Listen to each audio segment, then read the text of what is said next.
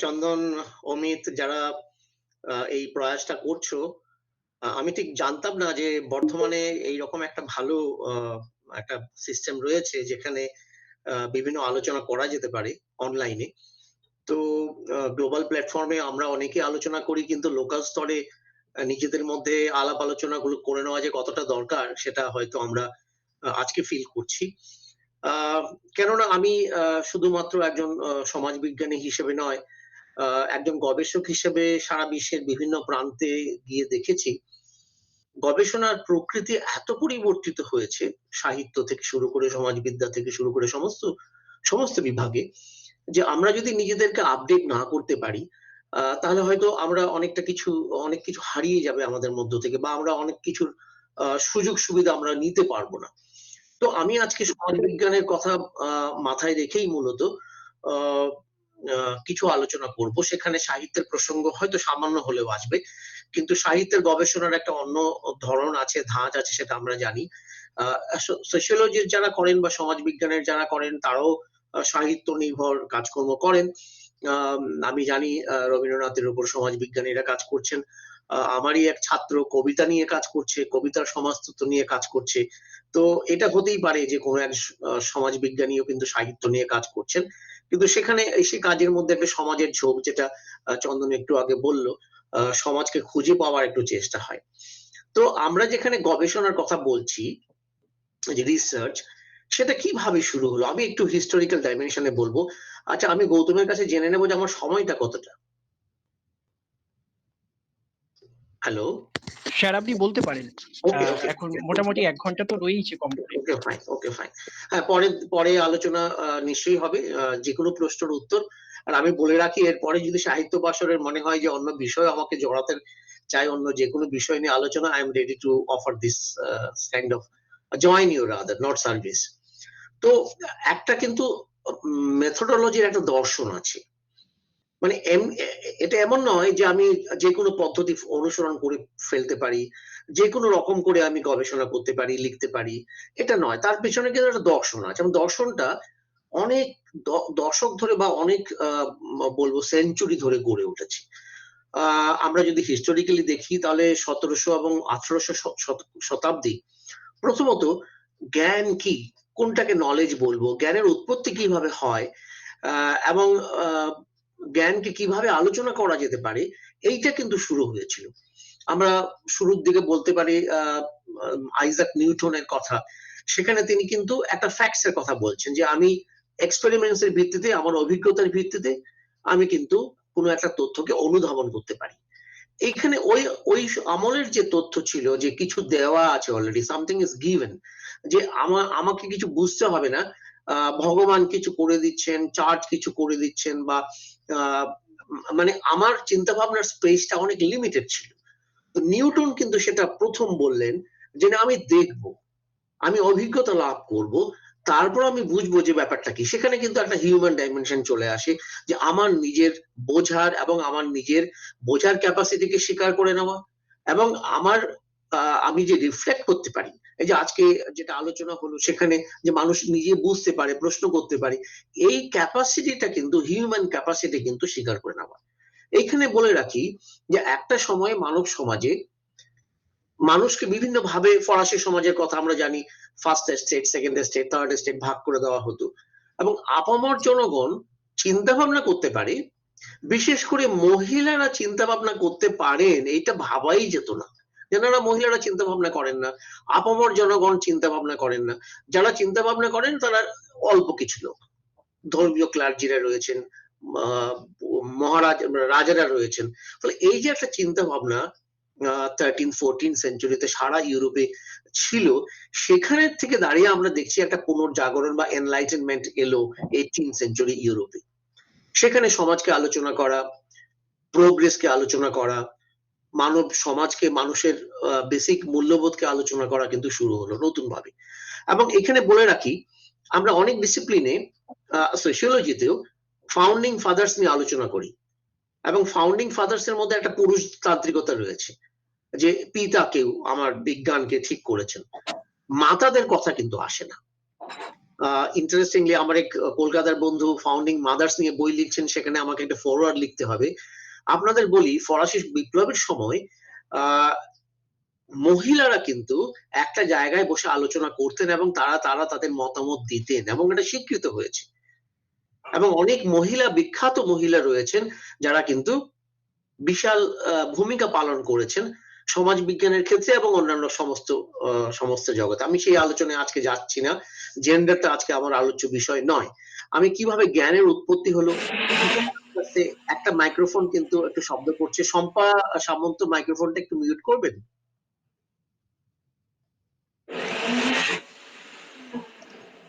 শম্পা সামন্ত, মাইক্রোফোনটা মিউট করবেন? হ্যালো। আচ্ছা স্যার, আমি ওনাকে ফোন করে জানাচ্ছি। হ্যাঁ হ্যাঁ হ্যাঁ। তো আমরা যদি সামাজিক, রাজনৈতিক বা ঐতিহাসিক তথ্যের দিকে দেখি, হিস্টোরিক্যালি নিউটনের পরপরই কিন্তু বেশ কিছু আমি দার্শনিককে পাবো যারা কিন্তু নিউটনের সূত্রটাকে কিন্তু বারবার রিপিট করেছেন। যেমন জন লক। জন লক বলছেন যে কোনো কিছু সহজাত নয়, এমন নয় যে আমি কিছু সহজাত নয়, আমি সবকিছু আমাকে শিখতে হবে।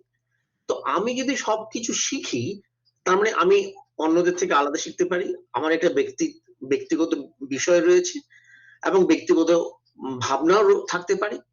তো জন লক কিন্তু 1632 থেকে 1700, অনেক আগে এটা বলছেন যে মানুষের একটা ব্যক্তিগত চিন্তা করার ভাবনার কিন্তু রয়েছে, কোনো কিছুই কিন্তু সহজাত নয়। তেমনি David Hume, Thomas Hobbes, Francis Bacon, এরা প্রত্যেকে কিন্তু বলছেন যে প্রত্যেকের যেহেতু আলাদা আলাদা একটা ভাবনার এবং কাজ করার অভিজ্ঞতা রয়েছে বা ক্যাপাসিটি রয়েছে, তাহলে আমাকে কিন্তু অবজার্ভ করতে হবে, আমাকে কিন্তু প্রত্যেকটা মানুষকে, প্রত্যেকটা জায়গাকে দেখতে হবে। যেমন আমরা যখন রবীন্দ্রনাথের আলোচনা করি তখন দেখি কোন সময়ে রবীন্দ্রনাথ লিখেছেন, বঙ্কিম কোন সময়ে লিখেছেন, রাইট? সেদিন কদিন আগে আমি একটি জেএনইউ থিসিস পড়ছিলাম, বিবেকানন্দ এবং রামকৃষ্ণের মধ্যে তুলনা। তো দুজন তো দুটো আলাদা সময়ের প্রোডাক্ট, তাদের মধ্যে তুলনা চলে কি? এই একটা প্রশ্ন কিন্তু আমার মনে এসছে, কতটা তুলনা চলে। যাই হোক, সেটা অন্য বিষয়। কিন্তু এই যে একটা সময়ের প্রেক্ষাপটে David Hume, Thomas Hobbes, Francis Bacon সবাই কিন্তু বলছেন যে আমাকে কিন্তু যে ফ্যাক্টস গুলো রয়েছে, সমাজের যে ফ্যাক্টস গুলো রয়েছে, যে তথ্যগুলো রয়েছে বা আমার যে জ্ঞানগুলো রয়েছে, সেগুলো কিন্তু বিভিন্ন মানুষের অভিজ্ঞতার ভিত্তিতে কিন্তু আমাকে আহরণ করতে হবে। তার মানে কেউ কিছু বলে দিল আর আমি ভাবলাম সেটাই শতপ্রবৃত্ত, সেটাই একমাত্র সত্য, নট দ্যাট, একদম নয়। ওখানে দাঁড়িয়ে দার্শনিক কান্ট, বেনথাম, ডারউইন সবাই কিন্তু একটা, এই যে ফিলোসফিক্যাল ন্যাচারালিজম, যে প্রকৃতিকে দেখো, প্রকৃতি কিভাবে রিয়েক্ট করে, প্রকৃতি তো বিভিন্ন সময় বিভিন্ন রকম করে রিয়েক্ট করে। তাহলে প্রকৃতির একজন মানে জীব হিসেবে মানুষও তো বিভিন্ন সময় বিভিন্ন রকমের বিহেভ করতে পারে। তো আমরা এই বৈচিত্র্যকে তুলে আনবো না কেন? তো আমার পদ্ধতি কেমন হবে, ওই বৈচিত্র্যকে তোলার জন্য কি হবে, সেটা নিয়ে আলোচনা শুরু হলো। ফ্রান্সিস বেকন, যিনি ন্যাচারাল ফিলোসফির কথা বলছেন, তিনি বলছেন যে আমরা আজকে ফোকোর কথা বলি, ফ্রান্সিস বেকন অনেক আগে বলেছেন নলেজ ইজ পাওয়ার, জ্ঞানই কিন্তু শক্তির উৎস, রাইট? ফলে এই ফোকো হয়তো বেকন থেকে ধার নিয়েছিলেন। তো এইখানে তিনি বলছেন জ্ঞান যদি আমার শক্তির উৎস হয়, তাহলে আমার মনে যে পূর্ব ধারণাগুলো রয়েছে, যে কুসংস্কার গুলো রয়েছে, যে ভগবান সব ঠিক করে দেয়, অমুক সব ঠিক করে দেয়, সবকিছু গিভেন, আমি কিছু করতে পারি না, এইগুলোকে নস্যাৎ করতে হবে। তো ফ্রান্সিস বেকন 1561 থেকে 1626 খ্রিস্টাব্দের মধ্যে লিখছেন যে আমি শুধু বিশ্বকে রিকগনাইজ করি না, আমি বিশ্বকে দেখি, আমি বিশ্বকে ফিল করি, কেননা আমি এই ওয়ার্ল্ডের একটা পার্ট। তো এইখানে এই আলোচনায় কিন্তু ভীষণ ভাবে একটা সাবজেক্ট এবং অবজেক্ট দিয়ে দেওয়া হয়েছে, সাবজেক্ট মানে আমি ব্যক্তি, এই দুইয়ের কিন্তু মধ্যেকার সম্পর্ক নিয়ে কিন্তু একটু একটু করে আলোচনা শুরু হলো। ওই সময়ে 17th and 18th সেঞ্চুরি এক গাদা সমাজ বিজ্ঞানী, political scientist, Montesquieu, Voltaire, Rousseau, Spinoza, Descartes, পরপর কিন্তু ওরা যাজক এবং অভিজাত সম্প্রদায়ের যে কথাবার্তাগুলোকে নস্যাৎ করতে শুরু করলো, যে না, ওখানে বিজ্ঞান বলে কিছু একটা আছে, আমরা যেটা বলছি বিভিন্ন মানুষের বিভিন্ন ক্যাপাসিটি আছে, এটা কিন্তু বিজ্ঞানসম্মত।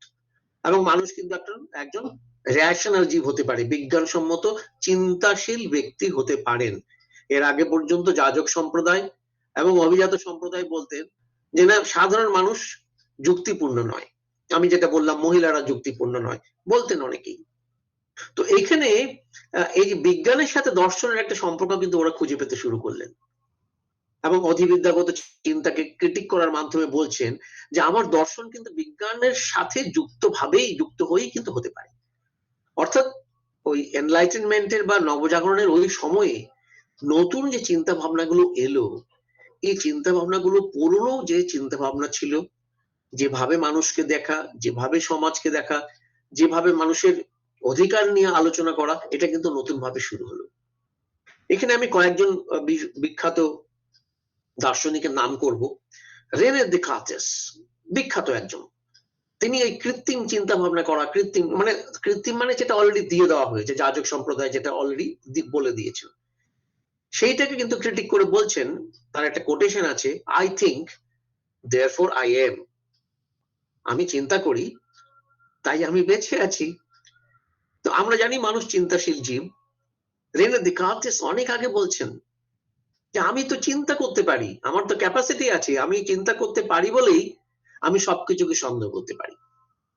কাকে সন্দেহ করতে পারি? রাজা যেটা বললো সেটা সন্দেহ করতে পারি, যাজক যেটা বললো সেটাকে সন্দেহ করতে পারি, রাইট? আমি বলতে পারি যে পৃথিবীর একটা বিজ্ঞান আছে, সে বিজ্ঞান মেনে চলে, তোমার কথা আমি শুনবো না। এইখানে কিন্তু একটা থিঙ্কিং ক্যাপাসিটি, মানুষের থিঙ্কিং ক্যাপাসিটি আছে, রাইট? এবং মানুষ চিন্তাশীল ব্যক্তি, যুক্তিপূর্ণ ব্যক্তি, এইটা বলার মাধ্যমে যে শুধুমাত্র লজিক্যাল কেউ আমাকে অ্যানালিসিস দিয়ে দিল, পিওর লজিক্যাল অ্যানালিসিস নয়, আমাকে এক্সপেরিমেন্ট করতে হবে, অবজার্ভ করতে হবে। অর্থাৎ সমাজ বিজ্ঞানের পদ্ধতির ক্ষেত্রে অবজার্ভ করা, এক্সপেরিমেন্ট করা, যেটা লিটারেচারে যারা আছে তারাও করেন। যে রবীন্দ্রনাথকে দেখো ওই সময়ের প্রেক্ষাপটে দেখো, মার্কসকে দেখো ওই সময়ের প্রেক্ষাপটে দেখো, যে তিনি যখন লিখেছিলেন তখন অনেকে বলেন আমাকে যে মার্কস যে কথাবার্তাগুলো বলছিলেন সেটা আজকে প্রযোজ্য নয়। তো আমি বলি, মার্কস কখন লিখেছিলেন?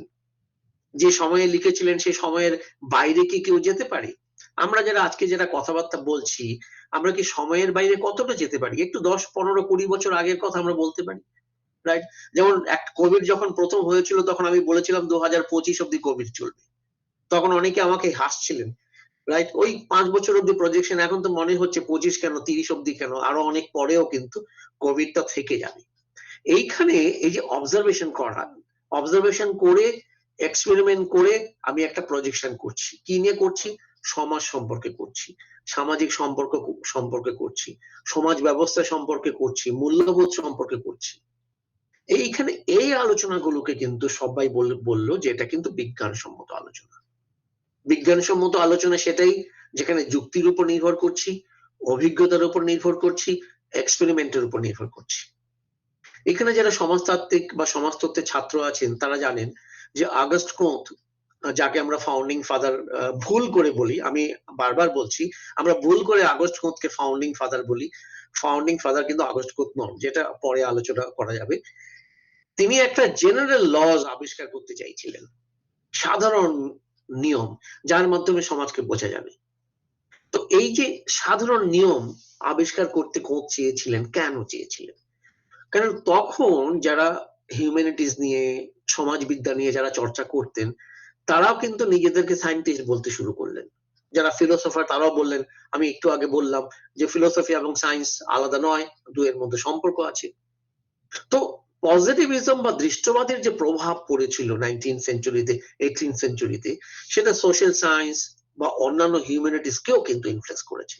এবং সবাই ভাবতে শুরু করলো যে ন্যাচারাল সায়েন্সের মডেলটা, যেভাবে ওরা গবেষণাগারে গবেষণা করে, আমরা কেন করতে পারবো না?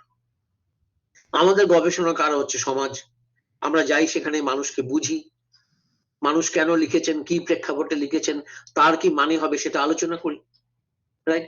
এইখানে কিন্তু এই ন্যাচারাল সায়েন্সের মডেলটা ফলো করতে গিয়ে সমাজ বিজ্ঞানের গবেষণা একটা খাতে কিন্তু প্রবাহিত হলো।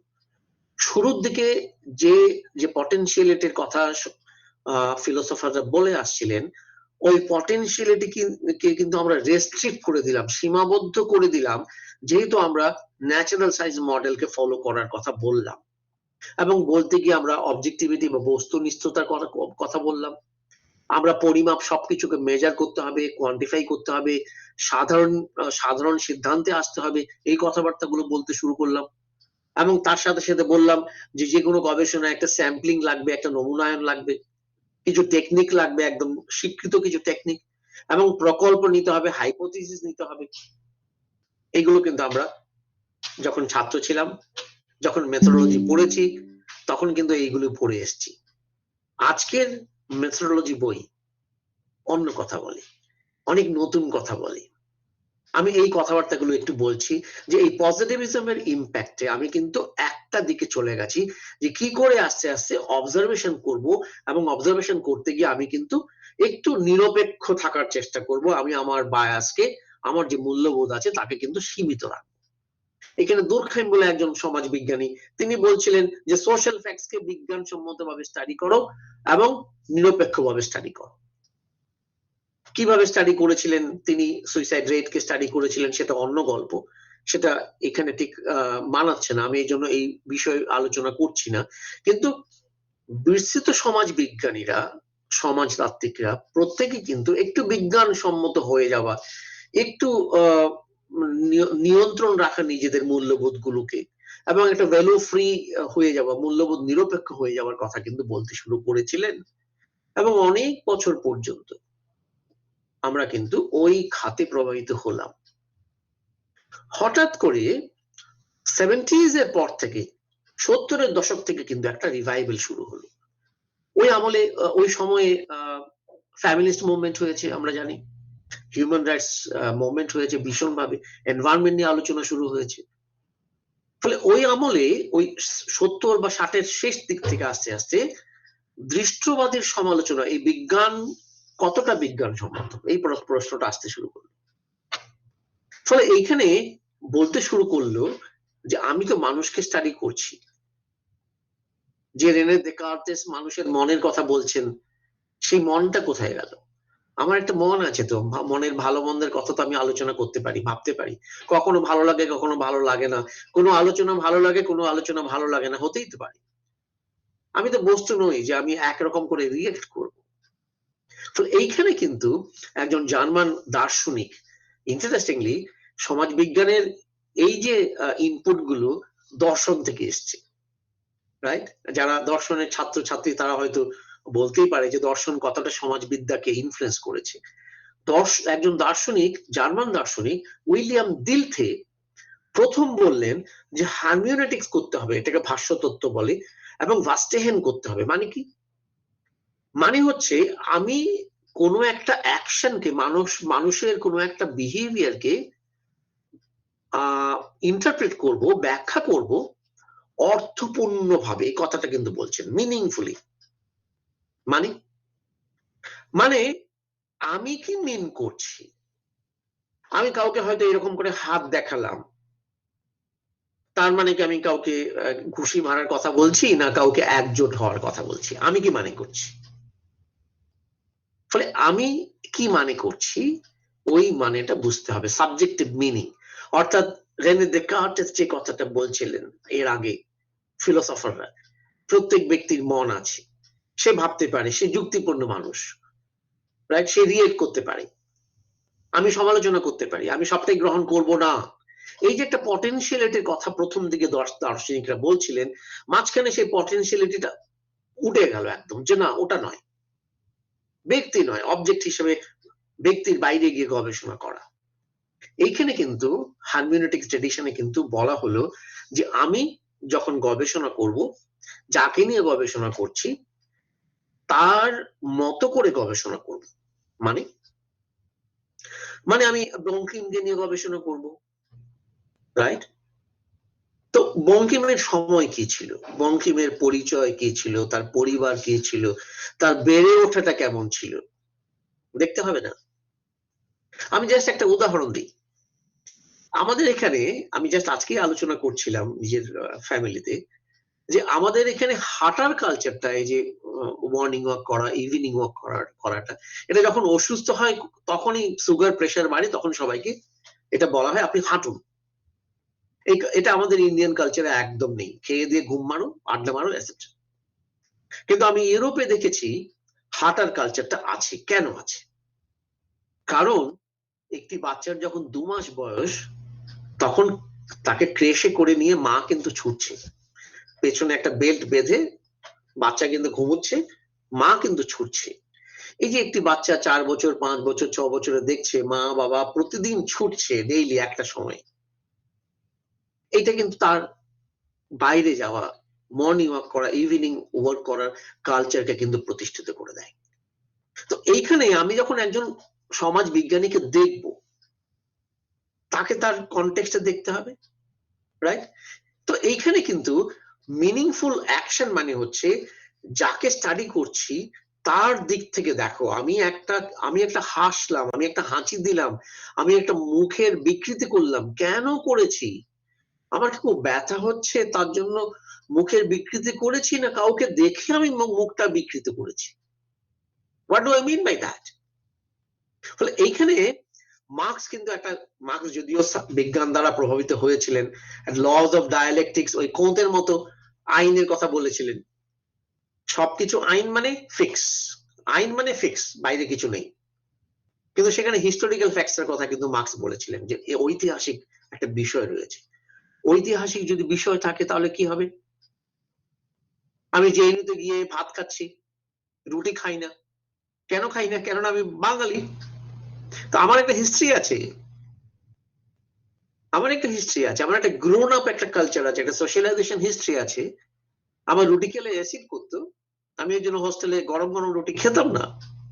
তো এইখানে মার্কস কিন্তু বলছেন যে হিস্টোরিক্যালি কিন্তু দেখতে হবে একটা সিস্টেম কিভাবে ইভলভ করছে। কাস্ট সিস্টেমকে আলোচনা করছি, ভ্যালুসকে, মূল্যবোধকে। আজকে আমরা মূল্যবোধের কথা বলছি, আজকাল আমরা হিন্দুয়াইজেশনের কথা বলছি। হিস্টোরিক্যালি দেখতে হবে কি করে ইভলভ করলো। হিস্টোরিক্যালি দেখতে গেলে কিন্তু মানুষের কাছে যেতে হবে। কি কোনো কিছু একদম ফিক্স বলে ধরে নেওয়া যাবে না, কেননা হিস্ট্রি কিপস অন চেঞ্জিং। তো উইলিয়াম ডিলথের যে আলোচনাটা, হারমেনেটিকের আলোচনাটা, সেটা কিন্তু একজন বিখ্যাত জার্মান সমাজতাত্ত্বিক ম্যাক্স ভেবার তিনি নিলেন, এবং সমাজ বিজ্ঞানের বা সমাজতত্ত্বের পদ্ধতিবিদ্যার ক্ষেত্রে একটা পুরো পরিবর্তন হলো আফটার ভেবার। ভেবারের আগে এবং ভেবারের পরে সমাজবিদ্যার পদ্ধতি একদম উলট পালট করে গেল। কিন্তু ইন্টারেস্টিংলি ভেবারও কিন্তু বিজ্ঞানের কথা বলেছেন এবং ভ্যালু ফ্রি সোশিওলজির কথা বলেছেন। বিজ্ঞান দ্বারা তিনি অনুপ্রাণিত, ইনফ্লুয়েন্স হয়েছিলেন, কিন্তু একই সময়ে হি ওয়াজ অ্যান্টি পজিটিভিস্ট। দৃষ্টবাদ বিরোধী বা দৃষ্টবাদের বিরোধিতা করার কথা কিন্তু তিনি বারবার বলছেন, এবং তিনি বলছেন কারোর উপর যখন গবেষণা করতে হবে সিম্পাথেটিক্যালি করো, সহানুভূতিশীল হয়ে করো, বোঝো সে কেন ওই কাজটা করলো, রাইট? তার মানে ব্যক্তির দিক থেকে মিনিং কে বুঝতে হবে। কোন একজন ব্যক্তি কেন ওটা করছেন। আমরা বলি মানুষ ভোট দিচ্ছে, কেন ভোট দিচ্ছে? মানুষ ওইটা করছে, কেন সেটা করছে? তার দিক থেকে দেখতে হবে, আমার দিক থেকে দেখলে চলবে না। আমি বাড়িতে বসে গবেষণা করে দিলাম, আমি বাড়িতে বসে ভাবলাম মানুষ নিশ্চয়ই এই কারণে ভাবছে, সেটা তো হতে পারে না। তো এইখানে কিন্তু ভেবারকে, যদিও বিজ্ঞানের ইউজফুলনেস এর কথা ভেবার বলেছিলেন, এটা কনফিউজ ছিল, ওই সময়ে ছিল, কিন্তু তিনি বলছেন যে বিজ্ঞান কিন্তু সমস্ত মিস্ট্রির উত্তর দিতে পারে না। ভেবার বলছেন ইট ক্যানট রিজলভ অল মিস্ট্রিজ, এবং তিনি বলছেন অন্যান্য পেশার মতো বিজ্ঞানও একটা পেশা। কোয়াইট ইন্টারেস্টিং কথা। পোস্ট স্ট্রাকচারালিস্ট ছাত্র থেকে শুরু করে সবাই অনেক আজকের যুগে তারা বলছেন আমরা যে মেডিসিন তৈরি করি সেখানে বিজ্ঞানীরা যুক্ত, এবং এই মেডিসিন গুলোর সাইড এফেক্ট সম্পর্কে বিজ্ঞানীরা কিছু বলেন না। আপনারা শুনলে হয়তো অবাক হবে, বা তোমরা শুনলে অবাক হবে, সম্ভবত আমার থেকে অনেক ছোট তোমরা। ডাক্তাররা নিজেরা ওষুধ খান না, এটার প্রধান কারণ হচ্ছে ওষুধের সাইড এফেক্ট সম্পর্কে তারা জানেন। ফলে সায়েন্স যদি একটা পেশা হয় এবং সায়েন্টিস্টও যদি একজন পেশাদার লোক হয়, তাহলে তার একটা নিজস্ব বক্তব্য আছে। সে যেটা বলছে সেটা ওয়ান সাইডেড হতে পারে, right? CFC gas ozone layer ফুটো করে, বিজ্ঞানীরা বললো না কেন, অনেক পরে বললো। ডিডিটি ক্ষতি করে, বললো না কেন, অনেক পরে বললো। ক্ষতিটা প্লাস্টিকের ক্ষতি, যখন আবিষ্কার হলো বললো না কেন। ফলে অন্যান্য পেশার মতো যেখানে লাভ দেখা হয়, বিজ্ঞানও কিন্তু একটা পেশার, এবং এটা কে বলেছেন? Max weber. ফলে সবকিছুই বিজ্ঞানসম্মত হতে হবে দরকার নেই তো। আমি কারোর উপর গবেষণা করছি, কাউকে বোঝার চেষ্টা করছি, সেখানে আমি আমার মন দিয়ে আরেকজনের মনকে বোঝার চেষ্টা করছি, আমি কি করে নিউট্রাল থাকতে পারি? ভ্যালু নিউট্রালিটি তো ওরকম থাকে না, এবং ওয়েবার নিজেই বলেছেন যে সমাজ বিজ্ঞানীরা দুর্গে থেকে, ক্যাসেলে থেকে গবেষণা করে না, দূরবীন দিয়ে দেখে না মানুষকে, মানুষের মধ্যে থাকে, মানুষের মধ্যে থেকেই মানুষকে দেখে, তাহলে তার মধ্যে তার ভ্যালুস গুলো থাকবেই।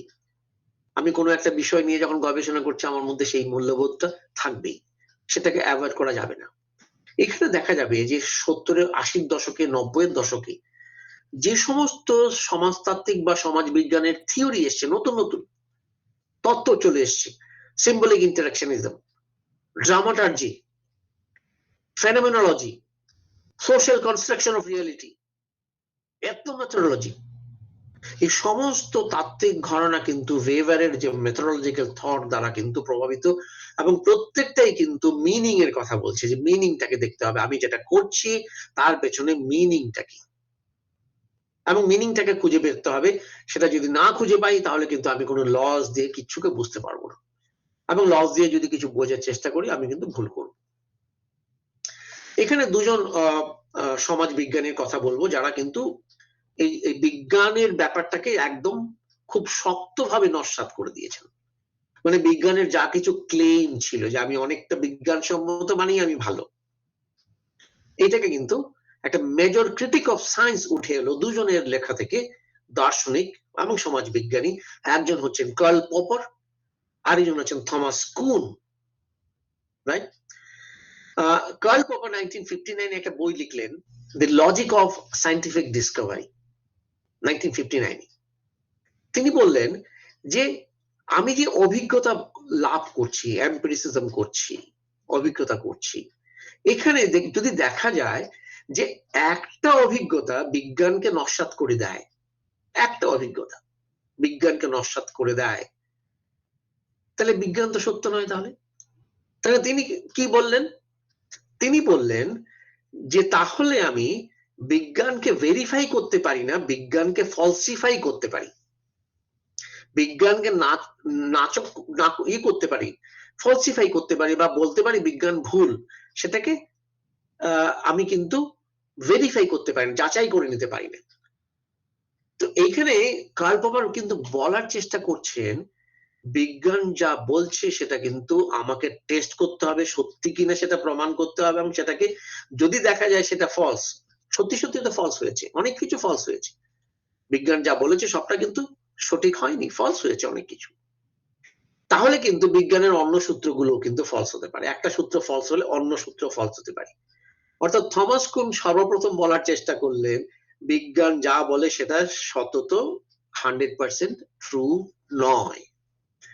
থমাস কুন এই আলোচনাটাকে একটু এগিয়ে নিয়ে গিয়ে 1962 সালে একটা বই লিখলেন, দি স্ট্রাকচার অফ সায়েন্টিফিক রিভলিউশন, বিখ্যাত বই। তিনি বলছেন যে কোনো অবজারভেশনের পেছনে, যে কোনো গবেষণার পেছনে একটা থিওরিটিক্যাল কিন্তু প্যারাডাইম থাকে, একটা যুক্তি থাকে। আমি একজন মার্কসিস্ট, আমি গবেষণা করছি, আমার সেই রকমের থাকবে। আমি একজন ধার্মিক লোক, আমি কিছু বলছি, বা আমি একজন পলিটিক্যাল লোক, আমি কিছু বলছি, আমার বক্তব্যের পেছনে একটা কিন্তু প্যারাডাইম থাকবে। তার মানে বিজ্ঞানীরা যখন কথা বলে, বিজ্ঞানীরা যে অবজারভেশন গুলো নিয়ে আলোচনা করে, তার পেছনে কিন্তু একটা দৃষ্টিভঙ্গি কাজ করে। তার মানে সমস্ত জ্ঞান, সমস্ত নলেজ প্যারাডাইমের উপর ভিত্তি করে গড়ে উঠছে। যদি তাই হয়, তাহলে এই নলেজ গুলো কিন্তু একপাক্ষিক। আজকে আমরা ট্রান্সজেন্ডার নিয়ে কথা বলছি, মিশেল ফুকো অনেক আগে বলেছিলেন, নিজে একজন গিয়েছিলেন, রাইট? তো এইখানে মেডিকেলাইজেশন নিয়ে কথা বলছিলেন, মিশেল ফুকো বলেছেন। তো নলেজ তো একটা প্যারাডাইম, এক ধরনের বক্তব্য। এক ধরনের বক্তব্য যদি হয় তাহলে অন্য ধরনের বক্তব্যও কিন্তু থাকতে পারে। This is important. থমাস কুন কিন্তু এটাই বলছেন যে বিজ্ঞান কিন্তু গঠিত হয়, বিজ্ঞানের ফর্মুলাগুলো সমস্ত রচিত হয় কিছু প্যারাডাইম, কিছু আদর্শের উপর বা কিছু ধারণার উপর ভিত্তি করে। সেই ধারণাই একমাত্র ধারণা নয়, তার বাইরেও অনেক ধারণা আছে। আমি আগে থেকেই ঠিক করে নিয়ে কিন্তু করি, এবং সেটা অন্যান্য যে মেডিকেল ইন্ডাস্ট্রিতে স্পষ্টভাবে দেখা গেছে যে কি করে অ্যালোপ্যাথিক মেডিসিন আসার পর একটা কিন্তু মেডিকেলাইজেশন হয়েছে। ফোকো কিন্তু বারবার বলছিলেন সেটা। এবং এইখানে কিন্তু বিজ্ঞান এবং মেডিসিন যুক্ত করে ফেলছি আমি। থমাস কুন বলবেন যুক্ত করবেন না। বৈজ্ঞানিক মেডিসিন একটা ধারণা, অন্য ধারণাগুলো দেখুন, অন্য ধারণা কি আছে সেটা খোঁজার চেষ্টা করুন, অর্থাৎ বৈচিত্র্যের দিকে যান। আমি একদম শেষের দিকে কিন্তু ডিকলোনিয়াল পার্সপেক্টিভের কথা বলবো, সেটা কিন্তু এইখান থেকে উৎপত্তি হয়েছে অনেক পরে। তো ওই সময়ে আরো কিছু সমাজবিজ্ঞানী একটু অন্য কথাও বলছিলেন, যেমন সিরাক মিল বলে একজন আমেরিকান সমাজতাত্ত্বিক বলছিলেন যে বড় বড় কিছু আলোচনা করো না, ছোট ছোট জিনিস দেখো। আমাদের জীবনের অনেক কিছু আছে, বড় বড় ঘটনা, দৈনন্দিন ঘটনাগুলোকে দেখো, মাইক্রো ম্যাক্রো দেখার চেষ্টা করো না, বড়টা দেখার চেষ্টা করো না, ছোট ছোট ঘটনাগুলো দেখো। এইখানে ট্যালকট পার্সন বলে একজন সমাজতাত্ত্বিকের গ্র্যান্ড থিওরিকে তিনি সমালোচনা করে বলছেন যে ছোট ছোট জিনিসগুলো কিন্তু সোশিওলজিস্টরা বেশি করে দেখবে, এবং সেটা দেখতে গেলে অ্যানথ্রোপোলজি এবং হিস্ট্রির নলেজ কিন্তু লাগবে। সমাজতাত্ত্বিক ইমাজিনেশন যদি করতে হয়, চিন্তা ভাবনা যদি করতে হয়, তাহলে কিন্তু একটু ইতিহাস পড়তে হবে, একটু অ্যানথ্রোপোলজি মানে ফিল্ডে যেতে হবে, তথ্যকে দেখতে হবে এক্স্যাক্টলি মানুষ কি করে, ওই মিনিং, ছোট ছোট ঘটনায় মানুষ কি করে মিনিং কনস্ট্রাক্ট করে। সেখানে মার্টন বলে আরেকজন সমাজতাত্ত্বিক, তিনি কিন্তু ওই মিডল রাইজ থিওরির কথা বলছেন। আমরা এখানে একটা উদাহরণ নিতে পারি, কি করে একটা থিওরি একটা প্যারাডাইম থেকে গড়ে উঠতে পারে। অর্থাৎ একটা থিওরি যদি একটা প্যারাডাইম থেকে গড়ে ওঠে তাহলে কিন্তু সেটা সত্য থিওরি না, সমস্ত ঘটনাকে ব্যাখ্যা নাও করতে পারি। আমি উদাহরণ হিসেবে নিচ্ছি লুইস দোমোর কাস্টের থিওরি। লুইস দোমো কাস্টের থিওরি নিয়ে আমাদের ছাত্ররা ডিটেইল পড়েন। বললেন যে কাস্ট একটা মূল্যবোধ, একটা পিউরিটি এবং পলিউশনের যে মূল্যবোধ রয়েছে, তার জন্যই কিন্তু কাস্ট সিস্টেমটা গড়ে উঠেছে। এই বিবাহের ক্ষেত্রে পিউরিটি পলিউশন আছে, ছোঁয়াছুঁয়ির ক্ষেত্রে পিউরিটি পলিউশন আছে, জব গ্রহণের ক্ষেত্রে রয়েছে। দোমো এটা বললেন। দোমো একটা প্যারাডাইম থেকে, একটা স্ট্রাকচারালিস্ট থিওরি থেকে তিনি এটা বলছেন, একটা প্যারাডাইম থেকে, কিন্তু কাস্টকে বলছেন কাস্ট শুধুমাত্র মূল্যবোধ। বাস্তবিক কি কাস্ট শুধুমাত্র মূল্যবোধ না, কাস্টের মধ্যে পাওয়ার আছে। আমরা যদি হকার্টের থিওরি পড়ি দেখব যে কাস্টের মধ্যে কাস্টের র্যাঙ্কিংটা অনেক ক্ষেত্রে রাজারা ঠিক করে দিয়েছিলেন। যেমন বল্লাল সেনের আমলে বল্লাল সেন কায়স্থদের র্যাঙ্কিং করেছিলেন, যারা কায়স্থ। এই গল্পটা আমি আমার দাদুর কাছে শুনেছিলাম, কেননা ঘোষরা 1 নম্বর ছিল। বল্লাল সেন বলেছিলেন, ঘোষটা সম্ভবত বল্লাল সেনকে অনেক টাকা পয়সা দিয়েছিল, তার জন্য বল্লাল সেন বলেছিলেন ঘোষ, বোস, গুহ, মিত্র 4টে কায়স্থ কাস্টের র্যাঙ্কিং করেছিলেন। ফলে এই যে এটা কাস্টের র্যাঙ্কিং রাজারা করছেন। বর্ধমানের উগ্র ক্ষত্রিয়দের নিয়ে অনেক গবেষণা আছে। কেউ বলছেন উগ্র ক্ষত্রিয়রাই সত্যি ক্ষত্রিয় ছিলেন এক সময়, না না, রাজার সেনাবাহিনীতে যুদ্ধ করার প্রেক্ষাপটে তারা ক্ষত্রিয় উপাধি লাভ করেছেন। ফলে কাস্ট শুধুমাত্র একটা মূল্যবোধ নয়, কাস্টের পেছনে জমির কাস্টের যে আধিপত্যের পেছনে ইকোনমি আছে, জমির মালিকানা, আধিপত্য আছে, পাওয়ার আছে, রাজার পাওয়ার আছে, এবং ইডিওলজিটাকে চাপিয়ে দেওয়ার একটা বিষয় রয়েছে। রাইট? ফলে সেখানে দোমোর থিওরি আমরা জানি বাস্তবকে কিন্তু ব্যাখ্যা করতে পারে না, কেননা পিউরিটি পলিউশন কোনো নির্দিষ্ট মানদণ্ড নেই। যে সমস্ত হরিজনরা নিরামিষ খায় আর যে সমস্ত ব্রাহ্মণরা মাংস খায়, তাদের র্যাঙ্কিংটা কি হবে? আমি যদি পিউরিটি পলিউশনের নোশন ধরি, তাহলে হরিজনরা যারা নিরামিষ খায় তাদের র্যাঙ্কিং উপরে হওয়ার কথা, আর যারা মাংস খায় বাঙালি ব্রাহ্মণরা যেমন, তাদের র্যাঙ্কিং নিচে হওয়ার কথা, কিন্তু ব্রাহ্মণ মানেই তো উপরে। ফলে এইখানে কিন্তু কাস্ট র্যাঙ্কিং শুধুমাত্র পিউরিটি পলিউশন দিয়ে হচ্ছে না। এই যে আমরা বলছি বিবাহ কি শুধুমাত্র পিউরিটি পলিউশনের নোশন দিয়ে? সেখানে টাকা পয়সার গল্প নেই, সেখানে রাজার পাওয়ারের গল্প নেই, অনেক গল্প আছে। ফলে এইখানে কিন্তু থমাস কোন এবং কার্ল পপার যেটা বলছিলেন যে বিজ্ঞান যেটা একতরফা ভাবে বলে দিচ্ছে সেটা কিন্তু নেওয়া যাবে না, বরং আমাকে ফিল্ডে গিয়ে দেখতে হবে যে কি অবস্থায় কিন্তু বাস্তবটা রয়েছে। এখানে 1883 সাল থেকেই কিন্তু গবেষণা করার টেন্ডেন্সি আমরা লক্ষ্য করি, অনেক আগে থেকে 1883 সালে। এবং প্রথম আমেরিকান অ্যানথ্রোপোলজিস্ট, জার্মানিতে তার জন্ম হয়েছিল, তার নাম হচ্ছে ফ্রান্স বোয়াজ, যিনি প্রথম একটা সায়েন্টিফিক এক্সপেডিশন করেছিলেন কানাডায়। কানাডার একটা বেফিন আইল্যান্ডে তিনি গেছিলেন। আমরা যাব ওই আইল্যান্ডে গিয়ে দেখব যে মানুষ কেমন করে আছে। তেমনি 1898 সালে টরেস স্ট্রেইট বলে আরেকজন, তিনি একজন ব্রিটিশ অ্যানথ্রোপোলজিস্ট, তিনি অস্ট্রেলিয়া এবং মেলিনেশিয়ান আইল্যান্ডের ওখানে গেছিলেন একটা টরেস স্ট্রেইট বলে জায়গায় এক্সপেডিশন করতে। এবং ওই দলে একজন জুলজির লোক ছিল, একজন কেমিস্ট্রির লোক ছিল, একজন বিদ্যা ছিল, যে আমরা সবটাই দেখবো, ফ্লোরা ফোনা সব দেখবো। তো এই যে 1880 দশক থেকে ফিল্ডে যাওয়া, ফিল্ডে গিয়ে দেখা মানুষ কি বলছে ভাবছে, এটা কিন্তু শুরু হয়ে গেল, রাইট? এবং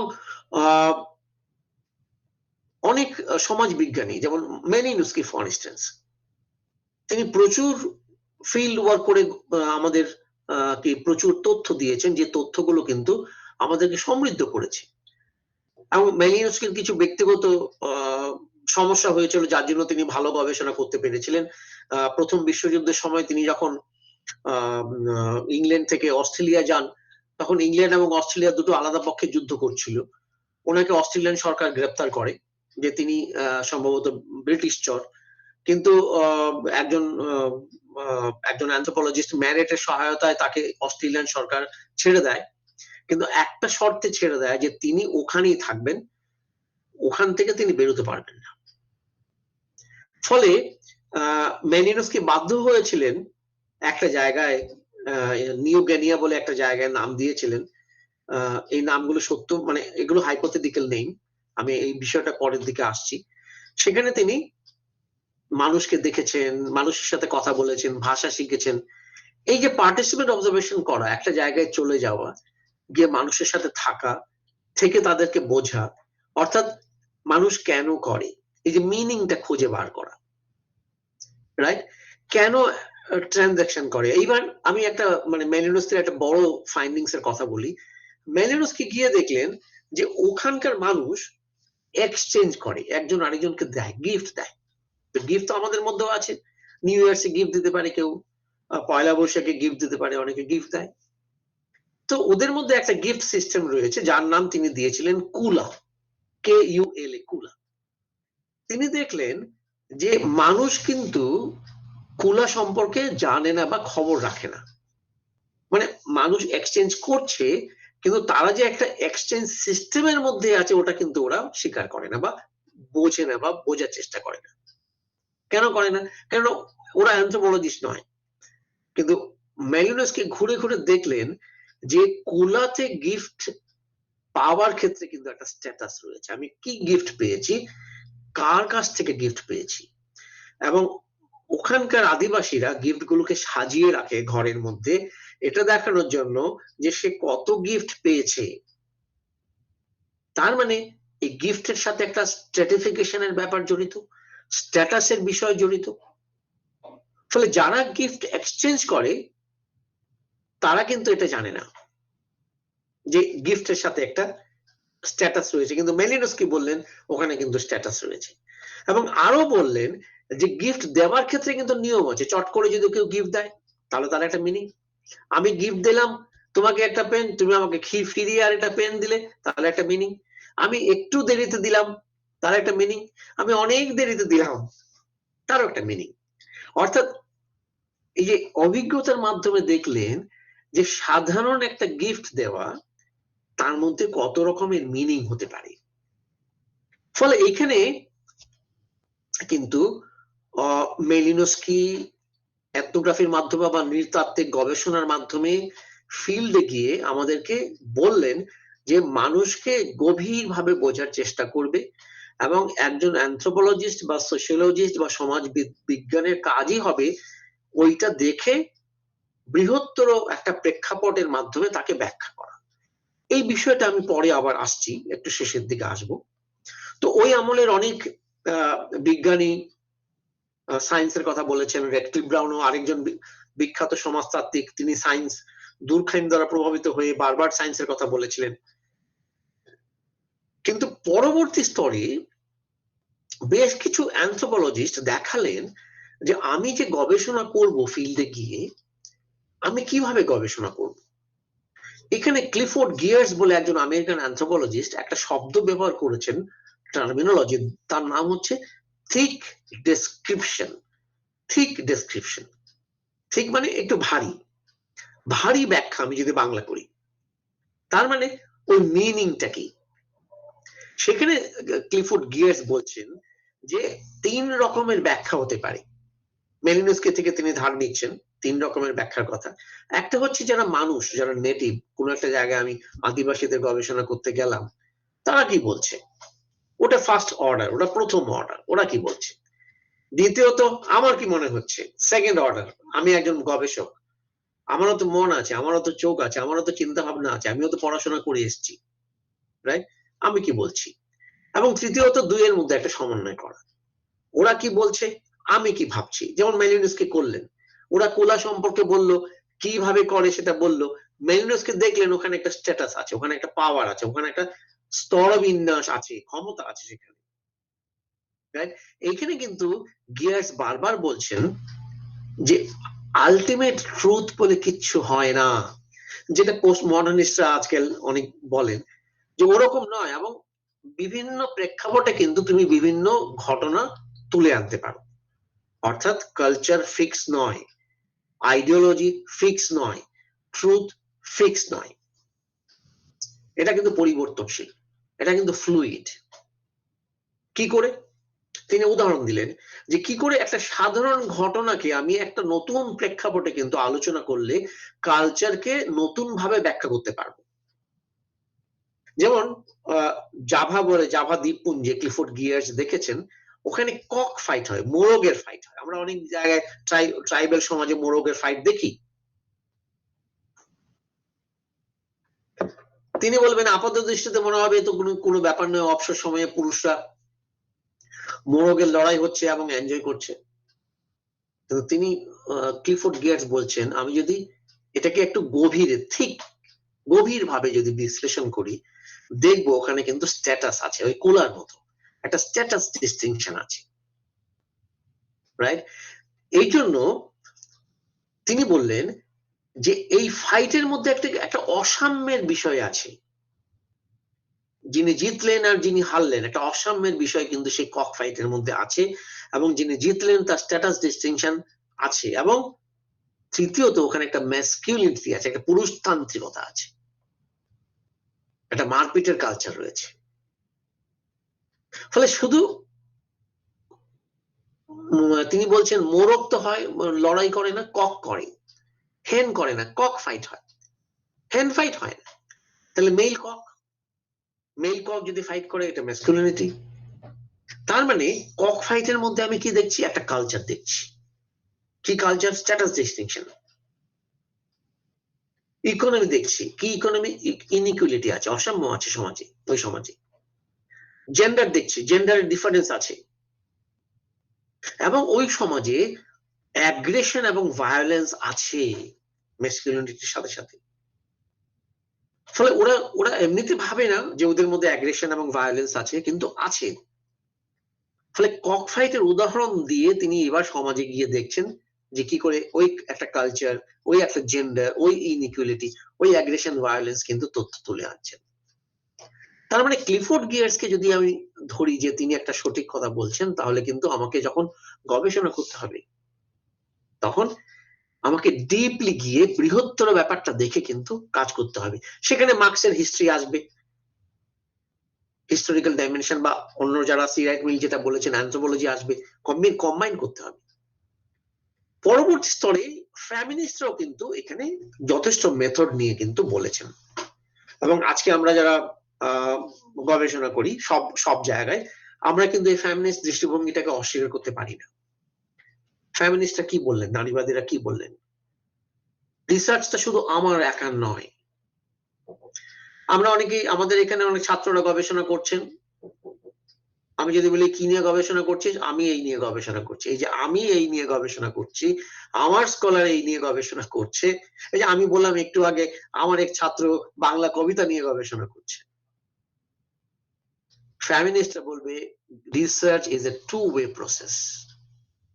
যার উপর গবেষণা করছি, যে রিসার্চ আর যে রিসার্চার, এর মধ্যে কিন্তু ডিস্টিংশন করা ঠিক হবে না। কেন? আমি জানতে চাই যদি হয় তাহলে আমার প্যারাডাইম এসে গেল, যেটা থমাস কুন বলেছিলেন সায়েন্টিফিক প্যারাডাইম, আমার প্যারাডাইম।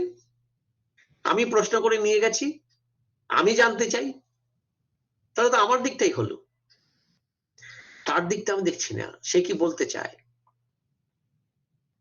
একজন ডোমেস্টিক ভায়োলেন্সের পেশেন্ট রয়েছে, একজন ট্রাইবাল পুরুষ আছে, আমি গিয়ে জিজ্ঞেস করলাম এই প্রশ্নের উত্তর দাও, সেটা না করে আমি যদি বলি তুমি বলো, তোমার কাহিনী বলো, তোমার অরাল হিস্ট্রি বলো, তোমার আখ্যানটা বলো, তুমি বলো, আমি কিছু প্রশ্ন করব না। সব বলা টলার পর যদি মনে হয় কোনো একটা জিনিস জানা হলো না, তখন আমি আবার জানার চেষ্টা করব। তার মানে আমি তোমাকে গুরুত্ব দিচ্ছি, তুমি একজন সাবজেক্ট, তুমি একজন চিন্তাশীল ব্যক্তি, তুমি বলতে পারো, ভাবতে পারো, তুমি বলতে পারো, এবং তুমি যেটা বলছো সেটা ফাইনাল, সেটাই আসল। আমি যেটা বলছি সেটা আমার প্যারাডাইম হতে পারে। এইখানে ফ্যামিনিস্টরা কিন্তু এর আগের যে আলোচনা রয়েছে, সায়েন্স আলোচনা পুরো নস্যাৎ করে দিয়ে, যে কালচার ফিক্স নয়, যেটা ক্লিফোর্ড গিয়ার্স বারবার বলছেন, যে কালচারকে আমি সাবজেক্টিভ কালচারকে একটু এক্সটেনশন করে দিলেন এখানে, যে আমি যখন ঠিক ডেসক্রিপশন করব আমি ওদের বক্তব্যটাও নেব, ওরা কি বলছে। ক্লিফোর্ড গিয়ার্স ওটা বলেছেন, ওদের বক্তব্য নিতে হবে, কিন্তু ওদের বক্তব্য কিভাবে নেব, ফ্যামিনিস্টরা কিন্তু ওই কিভাবে, কি পদ্ধতিতে, এতে কিন্তু প্রশ্ন করছেন এবং বলছেন তাকে বলতে বলো, সে কোন কথাটা আগে বলতে চায়, কোন কথাটা তার কাছে ইম্পর্টেন্ট বলে মনে হয়। আমি বললে তো হবে না। পোস্ট মডার্নিস্টরা এখানে এলেন, তারাও একই কথা বললেন, যে লোকাল বা ফ্লুইড বা কন্টিনজেন্ট ইস্যু গুলো দাও, ইউনিভার্সাল স্ট্যান্ডার্ডের কথা বলো না। কেউ নর্থ ইস্টের ট্রাইবেলদের উপর গবেষণা করেছেন, আমি বাঁকুড়ার ট্রাইবেলদের উপর গবেষণা করতে যাচ্ছি, এক নাও হতে পারে। বাঁকুড়ার শহরের ট্রাইবেল আর বাঁকুড়ার প্রত্যন্ত অঞ্চলের ট্রাইবেল এক নাই হতে পারে, কোয়াইট ন্যাচারাল। কেননা কনটেক্সচুয়ালিটি আলাদা, তার মিনিং আলাদা, কেননা তার প্রেক্ষাপট আলাদা। ফলে ইউনিভার্সালি কোনো গবেষণার কিছু ইম্পোজ করে দেওয়া সেটা নয়, কিন্তু আমি খোঁজার চেষ্টা করব, সম্পর্ক খোঁজার চেষ্টা করব, যে এর সাথে ওর সম্পর্ক আছে কিনা। আমি আগে ফিল্ডে যাব, ফিল্ডটাকে ফিল্ডের দিক থেকে বোঝার চেষ্টা করব, তারপর দেখব আমার যে পড়াশোনা আছে, আমার যে থিওরি আছে বা আমার যে লিটারেচার আছে, তার কোন কোন জায়গায় তার সাথে মিল হচ্ছে, কোন কোন জায়গায় মিল হচ্ছে না। এটাই কিন্তু কন্ট্রিবিউশন। যারা পিএইচডি করে বা যারা পিএইচডি লেখে, তারা একটা জিনিস কিন্তু সম্পর্কে জানা উচিত, গবেষণার শুরু হয় একটা থিওরি দিয়ে, শেষ হয় একটা থিওরি দিয়ে। শুরু যখন হয় থিওরি দিয়ে, তখন অন্যরা যেটা বললো সেই বক্তব্যটা চলে আসে। শেষের যে থিওরিটা, সেটা যিনি গবেষক তিনি মানুষের সাথে কথা বলে মানুষ কি থিওরির কথা বলছেন সেটা বলেন। ফলে এইখানে কিন্তু আমরা ডিকলোনিয়াল অ্যাপ্রোচের কথা বলবো, এটা একদম লেটেস্ট। ডিকলোনিয়াল মানে এই পোস্ট কলোনিয়াল সোসাইটির কথা আলোচনা হয়েছে, কলোনাইজেশন আলোচনা হয়েছে, কিন্তু ডিকলোনিয়াল একটা অ্যাপ্রোচ, যে আমি কি করে নলেজ প্রডিউস করব, এটা এক ধরনের চিন্তা করার বিষয়। ডিকলোনিয়ালিটি এক ধরনের চিন্তা করার বিষয়। এই ডিকলোনিয়াল কথাটা কেন এসছে, যে আমাকে সবকিছু বলে দেওয়া হতো, ওই রকম করে করো, ওই রকম করে পড়ো, তাহলেই ভালো। অঙ্কে ভালো মানে ভালো ছাত্র, নট নেসেসারিলি। অঙ্ক বিজ্ঞানে ভালো মানে ভালো ছাত্র, কে বললো? Not necessarily. তো এই যে বলে দেওয়া হলো, কেউ একটা বলে দিল, আমি সেটা গ্রহণ করে ফেললাম। তো কলোনিয়াল মাস্টার্সরা এসে আমাদের বলতেন, তোমরা অসভ্য জাতি, তোমরা সভ্য হওয়ার জন্য এই করো, আমরা সেটা মানতাম। এখানে বলা হচ্ছে ডি কলোনিয়াল হয়ে যাওয়া, না আমি কিছু মানবো না। কারণ আমি প্রশ্ন করব, হু নোজ, কে জানে? কারণ আমিও তো জানি, আমিও জানি কিছু। আমার মনে আছে আমি যখন গবেষণা করতে ট্যাংরা ইন্ডাস্ট্রিতে গেলাম, ওই ট্যানারি ইন্ডাস্ট্রিতে, আমার সুপারভাইজার বলেছিলেন যে বিশ্বজিৎ, তুমি হয়তো ইন্ডাস্ট্রিয়াল রিলেশন নিয়ে অনেক কিছু পড়ে এসছো, কিন্তু জানবে ওই শ্রমিকরা যারা ইন্ডাস্ট্রিতে কাজ করে তারা তোমার থেকে বেশি জানে। So who knows? আমি ডাউরি নিয়ে, ডোমেস্টিক ভায়োলেন্স নিয়ে, জেন্ডার নিয়ে কাজ করছি, আমি ভাবছি সব থিওরি টরি পড়ে এসেছি, আমি সব বেশি জানি। আর যিনি সাফার করছেন তিনি জানেন না কিছু। নট দ্যাট, তার পার্সপেক্টিভ আলাদা হতে পারে, তার পার্সপেক্টিভটা নেব। এইখানে কিন্তু আমি স্কলারশিপকে ডিকলোনাইজ করব। আমি বলবো যে এইখানেও হতে পারে, লোকালাইজ হতে পারে। যেমন আমি প্রথম দিকে বলেছিলাম যে আগস্ট কোথ ফাউন্ডিং ফাদার নয় সোশিওলজির, ফাউন্ডিং ফাদার হচ্ছে ইবন খালদুন।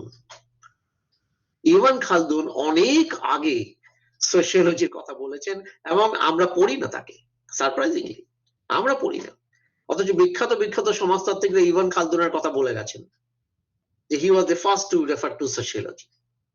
এনিওয়ে, তো ডিকলোনাইজ মানে আমি আমার সব হিস্ট্রি পড়বো, আমার এখানকার রবীন্দ্রনাথকে পড়বো, বিবেকানন্দকে পড়বো, কেন পড়বো না? আমার এখানকার সমাজকে জানতে গেলে আমাকে এনে করতে হবে ইন্ডিজিনাস নলেজ, অরাল নলেজ, সবকিছুই করতে হবে। ফলে এইখানে কিন্তু আমি কখনো ধরবো না যে আমি একজন ট্রাইবকে স্টাডি করছি, একজন সাধারণ মহিলাকে স্টাডি করছি, গ্রামবাসীকে স্টাডি করছি, সে অশিক্ষিত, সে কিছু জানে না। একদম ভুল, এই ধারণাটাই ভুল। রাদার আমি যেটা আমার সুপারভাইজার বলেছিলেন যে তুমি সবসময় ভাববে যে তুমি নিজে অশিক্ষিত হতে পারো। সত্যি আমরা কতটা জানি ইন্ডাস্ট্রিয়াল রিলেশন নিয়ে, আমরা কতটা জানি জেন্ডার নিয়ে, কতটা জানি, বাস্তবে ফিল্ডে গিয়ে দেখা যাবে যে ওরা অনেকটা বেশি জানে। যখন এই রকমের একটা পার্সপেক্টিভ হবে, তখন কিন্তু নতুন তথ্য উঠে আসবে। এখানে কিন্তু অনেকে বলছেন একটা পার্টিসিপেটরি মডেল, ঠিক ঠিক পার্টিসিপেট অবজারভেশন নয়, কিন্তু যারা যারা কাজ করছেন তাদের সাথে গিয়ে কাজ করো। লেবাররা কাজ করছেন, ইন্ডাস্ট্রিতে কাজ করে, দেখো না কাজ করে তাদের মতো করে, একদিন কাজ করো না তাদের সাথে। ট্রাইবালরা জঙ্গলে যাচ্ছেন পাতা তুলতে, ইয়ে করতে, দেখো না তার সাথে গিয়ে একদিন। ট্রান্সরা ভিক্ষে করছে, হাততালি মেনে মেরে ট্রেনে টাকা তুলছে, তুমি ট্রান্সদের উপর কাজ করে ঘোরো না তাদের সাথে একদিন। তখন দেখা যাবে যে আমি কিন্তু নতুন কিছু ডিসকভার করতে পারছি। আমি এমন একটা তথ্য, এমন একটা নলেজ নিয়ে আসছি যেটা কিন্তু একদম একদম র। এইখানে কিন্তু গবেষণার বিশেষত্ব আছে। যারা গবেষণা করেন তাদেরকে বরাবর বলি, একটা গবেষকের মূল গুরুত্ব হচ্ছে যে তুমি নিজে কি করলে, তুমি কি বলছো। যেটা বললাম, একটা থিওরি দিয়ে শুরু হয়, একটা থিওরি দিয়ে শেষ হয়, সেই থিওরিটা তোমার থিওরি। তুমি নিজে বলছো না, তুমি ফিল্ড থেকে মানুষের সাথে কথা বলে তুমি বলছো, মিলিয়ে বলছো। ফলে এইখানে আমি কি কন্ট্রিবিউট করলাম, আমি কি বললাম, এটা যতক্ষণ না পর্যন্ত আসছে, কিছু টেবিল, কিছু গ্রাফ, কিছু অ্যানালিসিস দেওয়া এনাফ নয়। ফলে মানুষের অভিজ্ঞতাকে তুলে ধরা, সেটাকে রিলেট করা, রাইট, এবং জেন্ডারের বাইরে গিয়ে কোন রকমের হায়ারার্কির বাইরে গিয়ে করা, কোন রকমের রেশিয়াল প্রিভিলেজের বাইরে গিয়ে করা, এটা কিন্তু একটা বিশাল একটা বড় একটা দায়িত্ব। এই কারণে আজকালকার যুগে মিক্স মেথডটা কিন্তু একটা বড় একটা গ্রহণীয় বা গ্রহণযোগ্য পদ্ধতি হয়েছে। তো ট্রায়াঙ্গুলেশন এবং মিক্স মেথডের মধ্যে পার্থক্য আছে একটু, আমি সেই আলোচনাটা হয়তো সামান্যভাবেই বলছি। ট্রায়াঙ্গুলেশন অনেক বড় বিষয়। ট্রায়াঙ্গুলেশন অফ থিওরি হতে পারে, ট্রায়াঙ্গুলেশন অফ মেথড হতে পারে, ট্রায়াঙ্গুলেশন অফ রিসার্চার হতে পারে, ট্রায়াঙ্গুলেশন অফ অ্যাপ্রোচেস হতে পারে, অনেক রকমের ট্রায়াঙ্গুলেশন হতে পারে। কিন্তু মিক্স মেথড যখন বলছি, যে আমি একটা কোয়ালিটেটিভ মেথড নিচ্ছি, একটা কোয়ান্টিটেটিভ মেথড নিচ্ছি, দুটো করছি, কেন করছি? কেননা এই আলোচনা থেকে দেখছি যে প্রত্যেকটা মেথডের সুবিধা যেমন আছে, অসুবিধাও আছে। প্রত্যেকটা মেথডের সুবিধা আছে, অসুবিধা আছে। ফলে আমি যখন দুটো মেথড নিচ্ছি, আমি একটা মেথডের অসুবিধাকে কাটানোর জন্য অন্য মেথড নিচ্ছি। কারণ আমার উদ্দেশ্যটা কি? উদ্দেশ্যটা হচ্ছে রিসার্চ, মানে নতুন করে সার্চ করা এবং এমন কিছু বার করে আনা যেটা ইনোভেটিভ, যেটা কেউ বলেনি, যেটা একদম নতুন। এইটা যখন করতে হবে তখন কিন্তু আমাকে শুধুমাত্র একটা মেথডের মাধ্যমে সীমাবদ্ধ থাকলে চলবে না। তো আমরা যখন মিক্স মেথডের কথা বলি এবং ইনোভেশনের কথা বলি, তখন দেখবো আজকের যুগে সময়ের প্রেক্ষাপটে কেমন করে মেথড কিন্তু উঠে আসছে। সময়ের প্রেক্ষাপটে মানে মেথড এমন নয় যে একটা গিভেন মেথডের ক্ষেত্রেও সবকিছু দেওয়া আছে, মেথড তার বাইরে কোনো মেথড হতে পারে না, নট দ্যাট। কম্পিউটাররা আজকাল কোয়ালিটেটিভ আলোচনার, কোয়ালিটেটিভ ডেটাকেও কিন্তু আলোচনা করতে পারে, সফটওয়্যার বেরিয়েছে। তো এই যে কোয়ালিটেটিভ ডেটাকে আলোচনা করার জন্য কম্পিউটার সফটওয়্যার ডেভেলপ করা হয়েছে, এটা নতুন। কারণ আমরা বেশি বেশি করে কোয়ালিটেটিভ ডেটার উপর স্ট্রেস দিচ্ছি, গবেষণা করছি, ফলে এটা করার জন্য একটা হয়েছে। তেমনি সময়ের প্রেক্ষাপটে নতুন নতুন পদ্ধতি, মাল্টি সাইটেড এথনোগ্রাফি। প্রথম দিকে যারা এথনোগ্রাফি করেছেন, ফিল্ড গবেষণা করেছেন, তারা একটা গ্রামে করেছেন। শ্রীনিবাস একটা গ্রামে করেছেন, অনেকে অনেকগুলো গ্রামে করেছেন। কিন্তু এখন আমি দেখছি যে আমি বিভিন্ন জায়গায় যাচ্ছি, একটু শহরে যাচ্ছি, একটু গ্রামে যাচ্ছি, একটু বিভিন্ন মাল্টি সাইটেড। তো মাল্টি সাইটেড এথনোগ্রাফি মানে একটু নতুন রকম হবে, নতুন একটা দৃষ্টিভঙ্গি, অর্থাৎ প্রয়োজনের প্রেক্ষাপটে কিন্তু নতুন নতুন মেথড ইভলভ করছে। তেমনি কোভিড এর সময় যখন গবেষণা করা, ফিল্ডে যাওয়া খুব কঠিন হয়ে পড়লো, তখন এসলো ডিজিটাল এথনোগ্রাফি, প্যাচওয়ার্ক এথনোগ্রাফি বা ডিজিটাল এথনোগ্রাফি নিয়ে নতুন, যে আমি ডিজিটালি কথা বলতে পারি। কিরকম? তখন তো কোভিড এর সময় সবাই বাড়িতে বসে আছে, তাহলে আমি ফোনে কথা বলতে পারি, ফোনে চেহারা দেখেই কথা বলতে পারি, অনেক ঘন্টার পর ঘন্টা ফেসবুক পেজ দেখতে পারি, সোশ্যাল মিডিয়া পেজ দেখতে পারি, সে কি ধরনের ছবি আপলোড করে সেটা আলোচনা করতে পারি ডিজিটাল এথনোগ্রাফির মাধ্যমে, কথাবার্তা বলার মাধ্যমে। তো অদ্ভুত ভাবে আমরা যেটা দেখছি যে গবেষণা কিভাবে করব, কি প্রেক্ষাপটে করব, এটা অদ্ভুত ভাবে কিন্তু পরিবর্তিত হচ্ছে। ফলে আমি এইটা বলে শেষ করব যে সামাজিক গবেষণা একটা একটা কমপ্লেক্স ফিল্ড এবং এতে অনেক রকমের স্টাইল রয়েছে, পজিশন রয়েছে। কোনটা ভালো কোনটা মন্দ সেটা গবেষককে ঠিক করতে হবে, কোনটা তার পক্ষে গ্রহণযোগ্য সেটা ঠিক করতে হবে। কেননা বিভিন্ন গবেষণার যে অবজেক্টিভ, আমার গবেষণার উদ্দেশ্য কিন্তু ঠিক করে দেবে যে আমি কি পদ্ধতি গ্রহণ করতে চাই বা কি পদ্ধতি আমার গ্রহণ করা উচিত।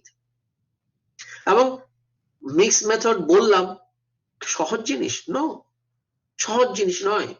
কারণ আমি ইন্টারভিউ করলাম, এক রকমের তথ্য পেলাম, অবজারভেশন করলাম, অন্য রকমের তথ্য পেলাম। কি করব, কোনটা রাখবো? ফলে চ্যালেঞ্জ সেখানেও আছে। ফলে গবেষণা একটা বড় চ্যালেঞ্জের বিষয় এবং সাকসেসফুলি গবেষণা যারা করতে পেরেছেন তারা কিন্তু কনসেপ্ট জেনারেট করতে পেরেছেন। যেমন এমএন শ্রীনিবাস কনসেপ্ট জেনারেট করেছেন। সংস্কৃতাইজেশন এর concept, economics, political science, history সবাই আলোচনা করেন। তো অদ্ভুত ভাবে একটু থিক ডেসক্রিপশনের মাধ্যমে ফিল্ডকে নিয়ে, মানুষের অপিনিয়ন নিয়ে, তার মিনিংটা নিয়ে আমি কিন্তু আলোচনা করব। ফলে সমাজ বিজ্ঞানে গবেষণা করা একটা বিশাল বড় চ্যালেঞ্জ এবং চট করে কারোর পক্ষে, হঠাৎ করে কারোর পক্ষে গবেষণাটা যেমন শুরু করা যায় না, তেমনি গবেষণা শেষ করা যায়ও না। কারণ আমরা যারা গবেষণা করেছি, আমাদের সাথে ফিল্ডের যোগাযোগ কিন্তু প্রতিনিয়ত আছে। আমি চা বাগানে গবেষণা করেছি, এখন আমার যোগাযোগ আছে। এই যোগাযোগ থাকাটা ভীষণ জরুরি, কেননা ফিল্ড তো পরিবর্তিত হয়ে যাচ্ছে, ফিল্ড তো একরকমের থাকে না, কখনোই থাকবে না। So obviously those who do research, যারা গবেষণা করেন, ফিল্ডে গিয়ে গবেষণা করেন, তাদেরকে কিন্তু এই চ্যালেঞ্জেস গুলো কিন্তু মুখোমুখি হতে হবে যে আমি কি পরিস্থিতিতে গবেষণা করছি। কোনো একটা গবেষণার ফাইন্ডিং যখন হলো 2011-12 সালের গবেষণার ফাইন্ডিং এর সাথে 2022-23 এর গবেষণা ফাইন্ডিং এর পার্থক্য হতেই পারে, হবেই, অবশ্যই হবে। সময়টা পরিবর্তিত হয়ে যাচ্ছে যেটা। ফলে এই ব্যাপারগুলো কিন্তু মাথায় রেখে সামাজিক গবেষণাকে নির্দেশ দিতে হবে। আমি হয়তো অনেক কিছু বললাম না, তাও প্রায় ঘন্টাখানিক বলা হলো। যদি প্রশ্ন থাকে, বিশেষ প্রশ্ন থাকে, এটা আমি তোমাদের কাছে প্রত্যাশা করব যদি কিছু থাকে।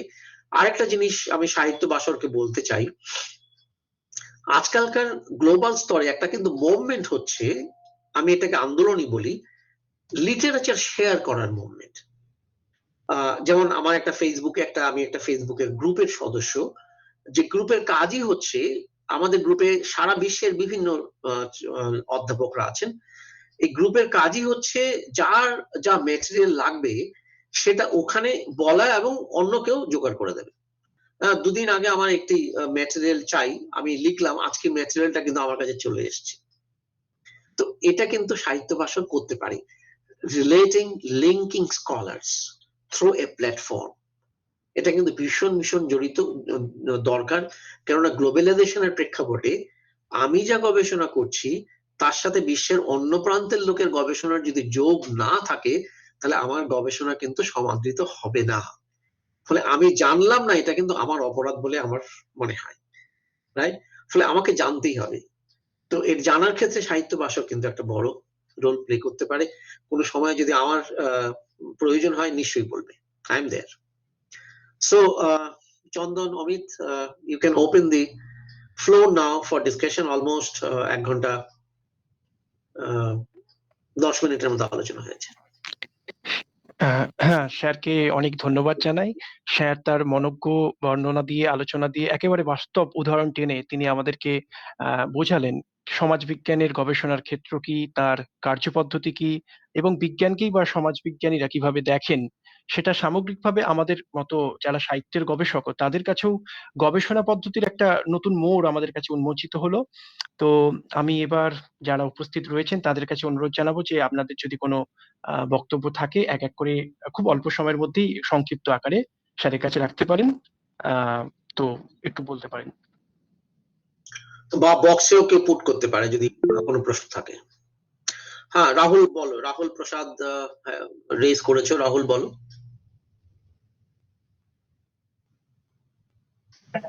হ্যালো স্যার, হ্যাঁ বলো। বলছি স্যার যদি আমি কিছু অবজারভেশনটা আমি যে করব, স্টাডিংটা কিছু অবজার্ভ করব, তো আমরা বেশিরভাগ স্যার আমরা দেখি যে কি ভুল কি ঠিক এটাটাই আমরা ক্যাচ করি, এর থেকে বেশি অবজার্ভ হয়তো করা যায় না। তো আরো ডিপলি আমি স্যার জানতে চাইবো যে কি করে আমি আরো বেটার ওয়েতে অবজার্ভ করব কিছু।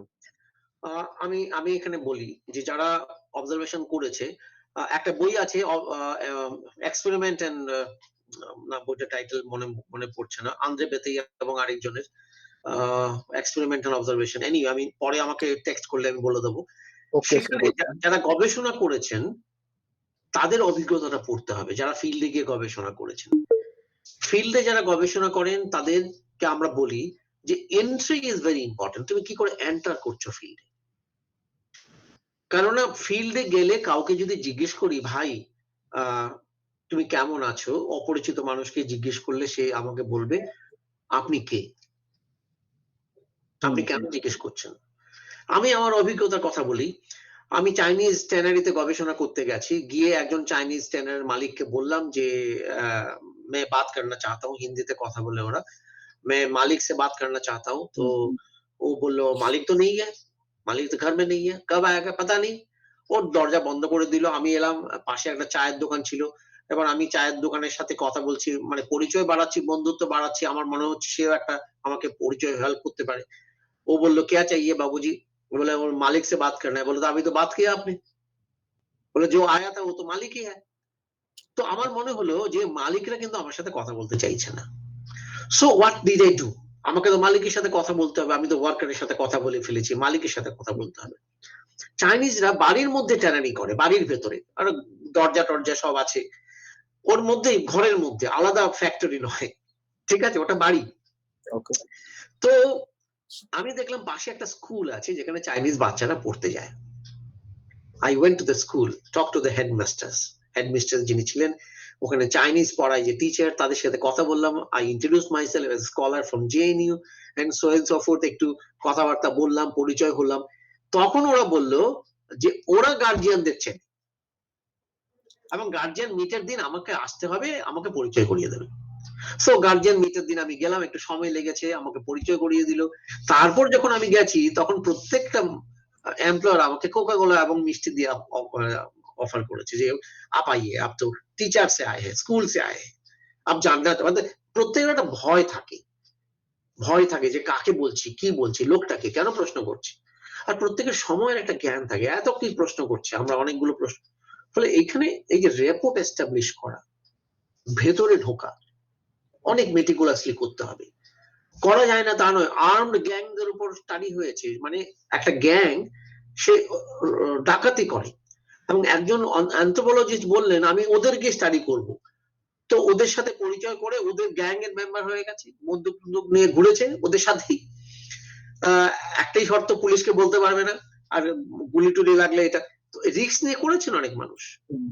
ফলে এই অভিজ্ঞতাগুলো একটু পড়তে হবে, যে মানুষ যারা গবেষণা করেছেন ফিল্ডে গিয়ে শ্রীনিবাসকে পড়তে হবে, কিভাবে ঢুকেছেন, কিভাবে কথা বলেছেন। এইখানে কিন্তু অভিজ্ঞতা এক একজনের এক এক রকম। আন্দ্রে বেতেই কাজ করেছেন, কাজ করার জন্য গ্রামে গিয়ে থেকেছেন একজন ব্রাহ্মণের বাড়িতে, কেননা ব্রাহ্মণের বাড়িতে থাকলে সবাই সমাদৃত করবে, এবং ব্রাহ্মণ যেহেতু গ্রামের পণ্ডিত, ও বলেছে আমার বাড়িতে এসে থাকবে। তো ব্রাহ্মণের বাড়িতে যিনি গেস্ট আছেন, মানুষ ভাবলো সেও ব্রাহ্মণ। এইটা একটা ইন্টারেস্টিং ঘটনা। আন্দ্রে বেতেই ব্রাহ্মণ নয়, আন্দ্রে বেতের বাবা হচ্ছে চন্দননগরের, মা হচ্ছে বাঙালি, সেন্ট জেভিয়ার্সের ছাত্র। তো অবভিয়াসলি, কিন্তু ও যেহেতু ব্রাহ্মণের বাড়িতে আছে, সবাই ভাবলো ও তো ব্রাহ্মণ। এবার আন্দ্রে বেতেই যখন ওয়ার্কারদের সাথে, যারা পেডি ফিল্ডে কাজ করে, যারা দলিত, তাদের সাথে কাজ করতে যাচ্ছে, কথা বলতে যাচ্ছে, তখন ওরা পিছিয়ে যায়, কথা বলে না, দূরে সরে যায়। এবং মালিকও দেখে, ব্রাহ্মণরা যারা আছে তারা দেখে ওই লোকটা কি করছে, ওদেরকে বলে ওদের সাথে কথাও কেন বলতে চাইছো, ওদের সাথে কথা বলো না, ওদের সম্পর্কে কি জানতে চাও বলো, আমি বলে দিচ্ছি।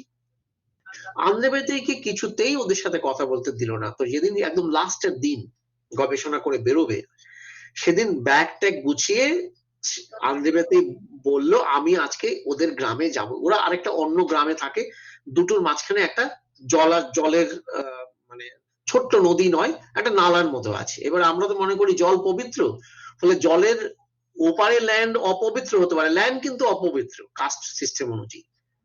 এখানে কেউ দলিত পা দিলে কমিটার ধরে আরেকজন ওষুধ হয়ে যেতে পারে, এটা একটা নীতি অনেকে মানে, মানে বিজ্ঞানসম্মত নয় কিন্তু অনেকে বিশ্বাস করে যেটা। তো ল্যান্ড অপবিত্র হতে পারে, কিন্তু জল কখনো অপবিত্র নয়। তো মাঝখানে একটা জল আছে, তো জলের এপারে ব্রাহ্মণরা থাকে, উচ্চ কাস্টটা থাকে, ওইদিকে হরিজনরা থাকে। উনি চলে গেলেন ওখানে, যাওয়ার সাথে সাথে ওদের রেসপন্সটা ইম্পর্টেন্ট। ওরা বলছে আপনি কেন এলেন এখানে, আমাদের হাঁস মুরগি মরক লেগে যাবে, মারা যাবে সব। What does that mean? কি বোঝাচ্ছে? ওরা বলছে ব্রাহ্মণরাও কিন্তু অপবিত্র, ব্রাহ্মণ আসাতে আমার হাঁস মুরগি মরে যেতে পারে। Interesting dimension, right? ফলে আমি ভাবছি আমি উচ্চ কাস্ট, আর সে ভাবতে পারে না, সেও একটা ভাবে, এবং তার ভাবনাও একটা অন্যরকম হতে পারে, সেও ভাবে যে আমি পলিউটেড, তারা বরঞ্চ অনেক ভালো। তো এইখানে ফিল্ড গবেষণার লিমিটেশনস আছে, কিন্তু সেগুলো ওভারকাম করার জন্য যারা ফিল্ড গবেষণা করেছেন তাদের অভিজ্ঞতাটাকে একটু পড়ে নিতে হবে, রেপো এস্টাবলিশ করতে হবে, এবং অনেকটা প্ল্যান মাফিক সময় দিয়ে কিন্তু যেতে হবে। আমি একটা ট্রেড ইউনিয়নে, ওই লেদার ইন্ডাস্ট্রিতে ট্রেড ইউনিয়নে যখন গেলাম স্টাডি করতে, তখন কিচ্ছু দিল না, কিন্তু ট্রেড ইউনিয়নের অফিসে বসে রইলাম, পরে ওরা আমাকে কমরেড ঘোষ বলতে শুরু করলো। কিন্তু তাতে একটা অসুবিধা হলো, অন্য ট্রেড ইউনিয়নের লোক ভাবতে শুরু করলো আমি ওই ট্রেড ইউনিয়নের লোক, ওরা আমার পরে কথাই বললো না আর কি। যাই হোক, সেটা হতে পারে, কিন্তু ফিল্ড ওয়ার্কের লিমিটেশন যেমন আছে, কিন্তু ফিল্ড ওয়ার্ক কখনো ফেরায় না কাউকে, কেউ যদি সময় দেয়। সরজিৎ হাত তুলেছো? Thank you sir. সরজিৎ বলো। থ্যাংক ইউ স্যার, অনেকদিন পর আপনাকে সরাসরি শুনতে পেলাম, ভীষণ সমৃদ্ধ হলাম, অসংখ্য ধন্যবাদ স্যার। স্যার আপনি প্রথমে যখন শুরু করলেন, প্রথমে শুরু করেছে কুসংস্কার এবং একটা জ্ঞানের বিষয়কে নিয়ে আসলেন। স্যার আমার একটা মানে ওটা একটু রিসার্চের বাইরে গিয়ে আমি জিজ্ঞাসা করছি যে স্যার কুসংস্কারটি কোনো রকম জ্ঞান নয়, মানে কুসংস্কারটা কি জ্ঞানের অধীনস্থ বিষয় নয়? প্রথমত। আর দ্বিতীয়ত যে বিষয়টা নাড়া দিল আমাকে, যে স্যার কুসংস্কার যদি আমরা মিথ্যা ধরে নিই, তাহলে মিথ্যার বিপরীতে অবস্থান করছে সত্য। কিন্তু স্যার সত্যটাও কিন্তু ব্যক্তি বিশেষে ডিফার করে যায়, এবং সেটা একই সময়ের ক্ষেত্রে হতে পারে, একটা টাইম জোনের মধ্যেই। আমি হয়তো বললাম যে বর্তমান রাজনৈতিক পরিস্থিতি কিরকম, এটাকে কেউ ইতিবাচক মন্তব্য করতে পারে, কেউ নেতিবাচক মন্তব্য করতে পারে। বা আমরা যদি সমাজতত্ত্বের গবেষণায় দেখি যে কাস্ট নিয়ে দমু এক কথা বলছেন, এবং দমুকে ক্রিটিসাইজ করতে গিয়ে দীপঙ্কর গুপ্তা এক কথা বলছেন। তো স্যার এটা তো বড় জটিলতা সৃষ্টি হয় এই জায়গায়, যে একজন রিসার্চার হিসাবে কনক্লুশনে কিভাবে সে পৌঁছাবে। কারণ সে যখন রিভিউ অফ লিটারেচার গুলো পড়ছে, একরকম জ্ঞান আসছে, ফিল্ডে দেখছে, এবং সেই সময়ই যদি অন্য কেউ আর একটা রিসার্চ করে থাকে, বা আগে খুব হয়তো বেশি দূরে নয় আর তৎকালীন রিসার্চ হয়েছে বা কিছুদিন আগে রিসার্চ হয়েছে, রেজাল্ট হয়তো ডিফার করে যাচ্ছে, এক্ষেত্রে একজন রিসার্চার কিভাবে মানে বিষয়টিকে তুলে ধরবে বা কনক্লুশনে পৌঁছাবে? সরজিৎ, আমি বলি, তোমার গবেষণা যদি ডিফার করে অন্যদের সাথে, তাহলে তো আমি বলবো তুমি খুব ভালো জায়গায় আছো। তোমার উদ্দেশ্যই তো ডিফার করা। কারণ একটা গবেষণা কি করতে পারে, একটা রিসার্চ কি করতে পারে, তিনটে কাজ করতে পারে। একটা থিসিসকে সাপোর্ট করতে পারে, মানে থিসিস মানে থিওরিকে সাপোর্ট করতে পারে, একটা থিওরিকে নালিফাই করতে পারে, একটা থিওরিকে আপগ্রেড করতে পারে। তো তোমার তথ্যগুলো যদি আলাদা হয়, আমি একদম লাস্টের বিষয়টা নিয়ে আলোচনা করছি, ফিল্ডে গিয়ে দেখলে রিসেন্ট গবেষণার সাথে তোমারটা মিলছে না, তুমি তোমারটাতে স্টিক করবে। তুমি তাকে তার গবেষণার সাথে তোমার গবেষণা কেন মিলছে না সেইটা তুমি প্রমাণ করতে হবে। তুমি যত রিজনেবল আর্গুমেন্ট দেবে, তথ্য দেবে, তত তোমারটা গ্রহণীয় হবে। This is number one. ফলে কারোর যদি মনে হয় যে আমি একটা নতুন তথ্য পেয়েছি যার সাথে লিটারেচারের যে এক্সিস্টিং যা বলছে তার মিল নেই, আমি বলবো তুমি খুব ভালো জায়গায় আছো, তুমি ভালো কাজ করেছো বলে এটা পেয়েছো। এটা নর্মালি অনেক ক্ষেত্রেই হয় না, সবাই বলে ও যা বলে এসেছিলেন সেটাই পেয়েছি। বাস্তবে কিন্তু সমাজ বিজ্ঞান বা সমাজ জীবন কখনো একরকম থাকতে পারে না। এই যে মুহূর্তের সমাজতত্ত্ব আমরা বলি, প্রতিদিনের সমাজতত্ত্ব, এভরিডে সোশিয়োলজি, এভরিডে আমাদের মধ্যে পরিবর্তন ঘটছে, রাইট? কারণ চ্যালেঞ্জেস গুলো আসছে এভরিডে বেসিসে।